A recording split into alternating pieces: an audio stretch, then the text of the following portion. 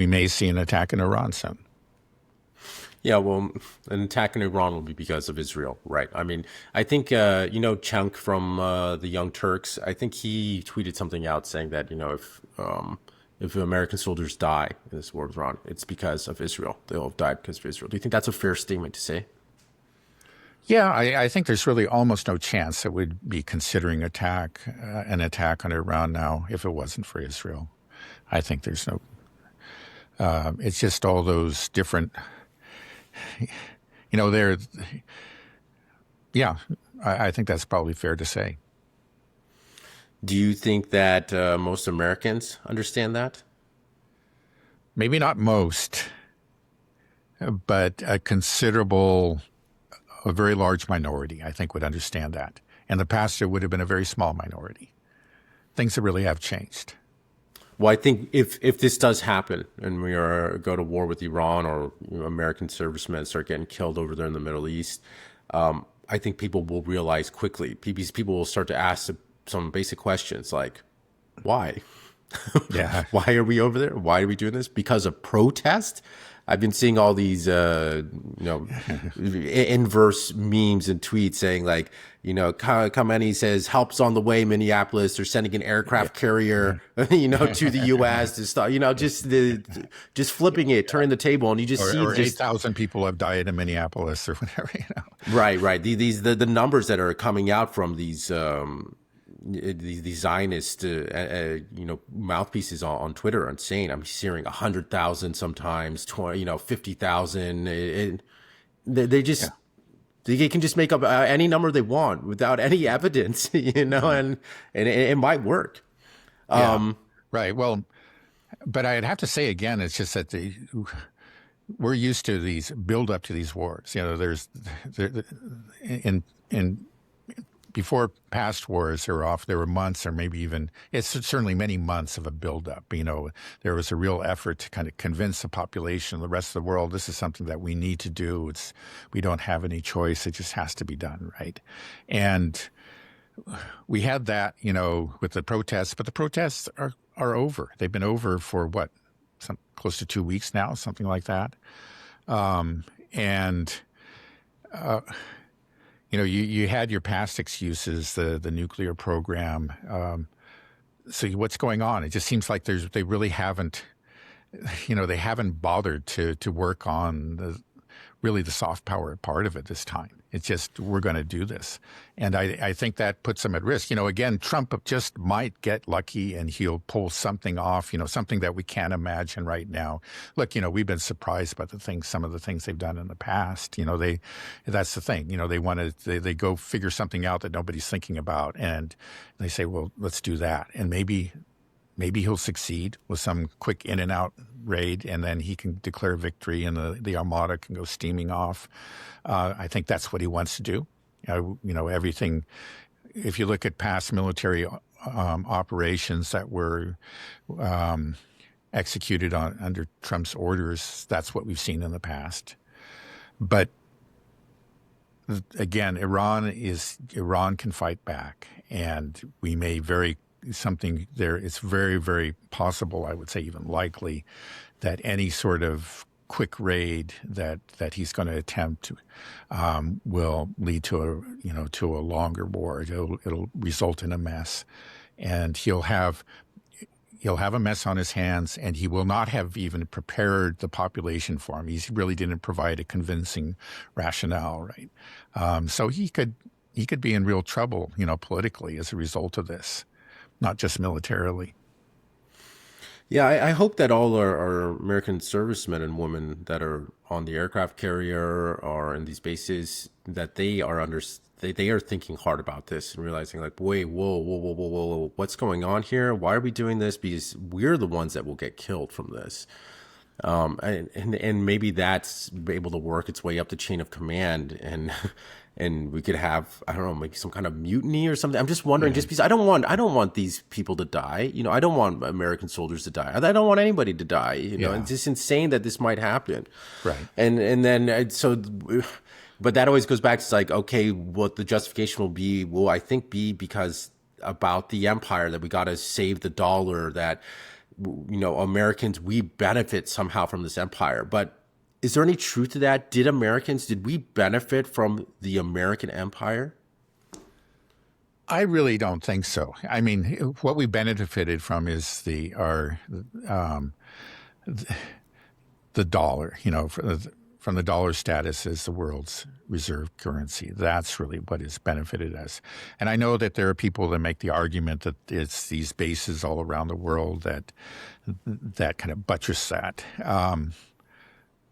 I don't see that. I think that they have been more of a drain, on American resources. You just look at the ledgers. We just don't. These are very expensive. These bases, they're very expensive to maintain. Our huge military budget is a constant drain on our resources, and I think in the end they really damage our economy in ways. Again, this huge military budget, which is just huge compared to. We're talking about like nearly half of military expenditures for the whole world. It's not just the expense, but it's also the opportunity cost. I mean, just that we end up many of our brightest minds end up going into this military and security complex, and they end up working on ways to surveil Americans, the rest of the world, and when they could be in the private sector doing something productive, producing gadgets and making breakthroughs and technologies that really make our lives better. I think that just overall it has been a tremendous liability rather than the reverse. And you can see it it's even more of a liability actually in the Middle East. I know we had at least 3 bases in Iraq. I think one of them closed down recently, which makes things better. But those bases are essentially just soft targets for Iran. If they weren't there, we would be better off. People will say, well, we got to have that for the oil. We could just buy the oil. It's really not necessary. If you actually figure in the expenses, it just would be much cheaper for us to simply buy the oil from these countries. And there's no reason that we can't do that.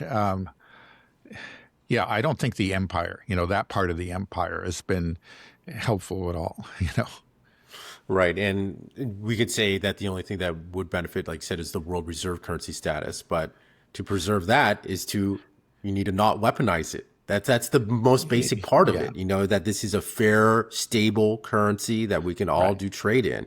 And even though we've been inflating it, it's like, okay, we'll do it. And to our benefit, we get to print it.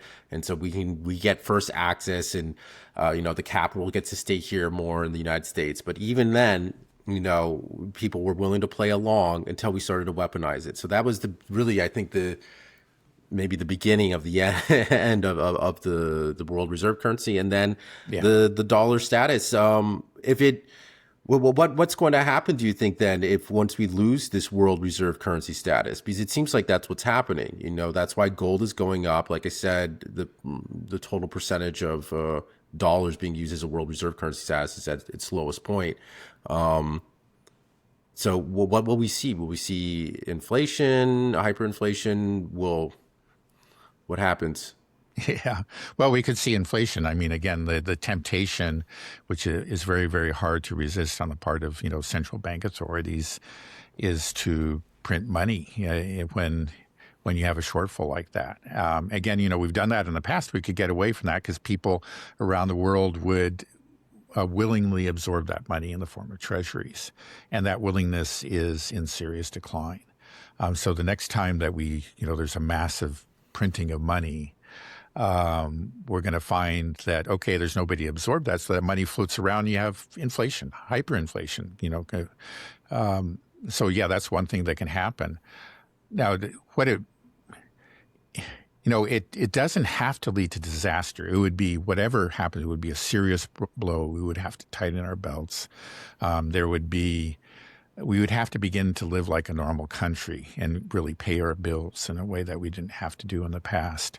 And we could do it. I mean, America still has lots of resources and does have a lot of talented people. And so on and so forth. It would be a blow, and then we say, okay, now we got to live like other countries. But we can do it. There's no reason why we can't be a powerful, wealthy country that way. We're not going to be able to. We'll have to make the hard decisions that other countries have to make. Like we see within Europe, for example, is when they say, oh, we need to send more money to Ukraine. Well, that means we have less money for our own people. And that's a decision they have to make. That's the kind of decision we don't have to make, but we'll have to start making those decisions. And again, I think it'll be better for us, really. It'll be better. But the whole thing is, will we have rational people in charge that can make that transition, to a humbler, more realistic form of government. It's just that we have had this kind of inflated ego for such a long time. We were the hyperpower, and can we just actually accept a new, humbler role? Right now, it doesn't look like it, does it? It really doesn't. You don't really see it on either side of the spectrum. I mean, it takes a particularly flagrant form under Trump.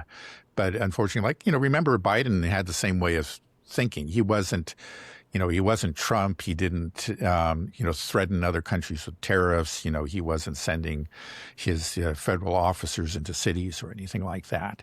But he did think that America what was it when he asked, well, can America fight 2 major or 3 major wars at once? He said, of course, we're America. And that thinking is still, I think, just so deeply ingrained throughout the political establishment that it's going to take, I don't know, but it'll be a real disaster, take a real disaster, which I'm sure we're going to face, we're going to experience for them to give it up. But they may not give it up easily. There are different things that can happen. You can see more foreign adventures, desperate attempts to maintain that semblance of hegemony.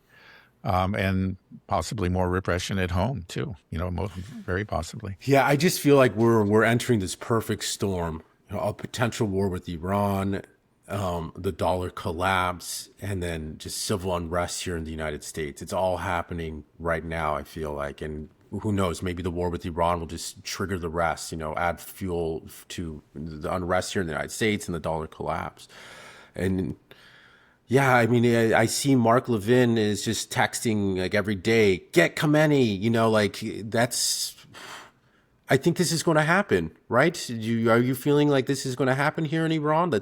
We got our troops there. But at the same time, I saw, Iran release, I don't know if this was true, but some footage of them with their drones looking at our aircraft carrier. And they're saying that they will sink our aircraft carrier if we dare attack them. And I believe them. And I think those people on that aircraft carrier, if they heard that threat too, I think they should be really concerned about that. Yeah. Yeah, I heard, actually, I think I saw a community notes that said that footage, and I don't know if this is true. Okay, that's why I said I'm not sure. Community notes is not always right, but it often is. It often is, yeah. It often is. They said that this was actually footage taken. It was footage taken by an Iranian drone, but I think in 2021, something like that. I think that actually the U.S. understands the threat, and they're probably going to keep the aircraft carriers far away. And maybe they can't keep them far away, and from. It's not possible if they're going to use these aircraft carriers for an attack. Maybe they have to get close enough to where they're vulnerable. I don't know exactly what the ranges are of the missiles versus the aircraft, but we'll have to see. Yeah, part of me almost feels like what Trump is thinking is that we have all of this equipment, but it's becoming massively outdated rapidly. So in his mind, it's like, well, maybe we should just use it all up now, and then we'll build up new stuff. All the aircraft carriers or tanks or missiles, we have these huge stockpiles, but really they are becoming rapidly ineffective in a modern war. Right. But our ability to make new aircraft carriers is very limited. It would take many, many years. Well, you I'm wouldn't sure make that, them. I'm just saying that era right. is over, and I Yeah, think that people understand, right? yeah, I'm not sure that I'm sure Trump doesn't understand. I mean, he was talking about his golden armada or something. Yeah, right. It showed that a complete lack of understanding of the new reality. It seems like the establishment doesn't really understand. I think, again, it's like these big ticket items, aircraft carriers and Patriot systems and so on. We're talking about many billions of dollars, and that's where the money is made. And again, that is really I think that's really their main concern. And this is something that's worked out very, very well for them, and they don't see any reason as to going like to cheaper drones. Whereas there's not much money in that. We're going to keep on churning out these big ticket items. Right. Churning out very slowly, actually, but it's. Okay. Well, is there anything else we should cover, Dad? I mean, my mind's been mostly just disturbed by this whole ICE shooting and where this country's going. But I haven't really been paying too much about what's going on in Ukraine or anywhere else. Is there anything you want to touch on before we call it a day? Yeah. I guess I'll just say with Iran, you're getting reports that maybe an attack might be imminent, and the Israelis some Israeli officials again are expressing concern that they might, that this could actually put Israel at risk, for obvious reasons. The USS Abraham Lincoln Carrier Task Force is in position. What does that do for the U.S.? Well, you have more aircraft potentially to really engage in, possibly air defense. They have at least a limited role there, but also to carry out attacks. Possibly, I don't know. I don't know again how good Iran's air defense is. I don't know how much of a help this is. Again, Israel's main concern is their air defense, and I don't think they can do a whole lot. They also said that a THAAD is supposed to come in, another THAAD. There are very few of them, so it must be one of the very few remaining THAADs that is going to be deployed to Israel. But that's going to take a few days. But even that, again, it just doesn't do all that much. It does help in some cases. It can take out a very few missiles. I don't see how Israel's security has actually been significantly improved by these recent deployments, and it just, again, it seems extremely reckless. And I think that maybe we can again just pin our hopes on Taco that Trump might chicken out when he realizes he's not going to get his quick victory. He might be convinced of that. He's shown, there are signs that he's almost insane in some ways, but there is that, I think, realist, that part of him that does maintain a grasp on reality. And we have seen that. Actually, that's what Taco is all about, is that actually his advisors are able to point to him that, look, this is not going to work and these consequences could be huge for you. It's going to look really bad. And he does pull back. We saw that, of course, in the economic war. And we saw that apparently, it looks like, with Greenland, at least for the time being. I think it was clearly something he really wanted to do, but then the stock market took the dive and the bond market did. And that was, that was a big thumbs down to what he was doing. And he saw that and he pulled back. I think that's probably what happened there. So maybe that again, we'll have something similar. It's just that, okay, he's deployed these assets in the region and then but then people maybe, including Netanyahu and all his friends in Washington will say, hey, don't do this. Actually, we're really not ready for this. Or, this is going to hurt us, and he may pull back. So there's no guarantee that it'll happen, but it's just there clearly, there are signs that it could happen. And he may, again, just have the sense that, he likes these daring missions, and he just may decide to again disregard the naysayers and just go for it. So I don't know. It could happen. It may never happen. Well, his advisors are all Zionists, so when it comes to Iran, it's a little bit different. With China and Greenland, the Zionists don't care too much. But here with Iran, the crazy thing is, just like you said, it might be Netanyahu that acts. Yeah, right. It's like now we're at such an insane point that we're hoping that Israel will be the restraining factor. You know, that even though this is what Israel wants this war, but they know that they can get hurt. So now it's not so much if Trump, right? it's not Taco, it's Ayako. Israel chickens out. You know, that's what it is. If Israel chickens out, then we'll avoid the war. But if Israel really wants this, then it sounds like Trump is ready to do it. That's what's so crazy. We've gotten to this point where we're hoping that Israel will be the rational, constrained actor in this. Yeah. That's how nuts it is. Yeah. Now, the other thing is that, again, for Netanyahu, there are other factors at play. You know, again, he has to hold together his fragile coalition. And he's being pressured to go into the second phase of Trump's peace plan. The Americans are applying pressure on him. I don't know how much, but but all of the Israeli reports, you know, what I've been reading in Haaretz indicates that, they have been applying a lot of pressure for him to allow this, the technocratic committee into Gaza. So far, the Israelis, they have explicitly refused to let them in.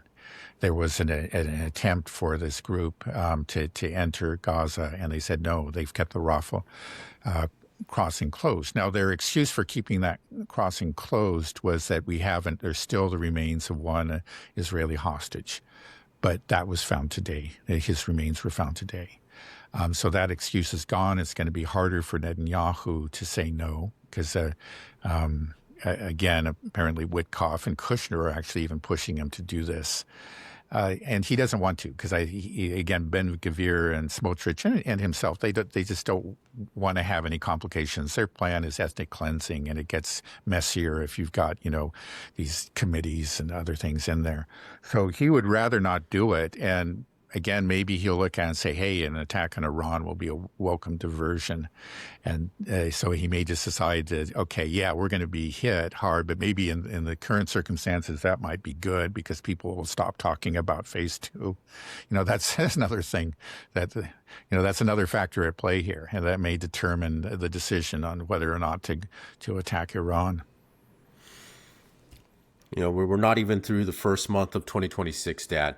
Do you think we're going to make it to the end of the year without some major war, complete empire collapse, dollar collapse, civil war? I mean, this is nuts what's going on right now.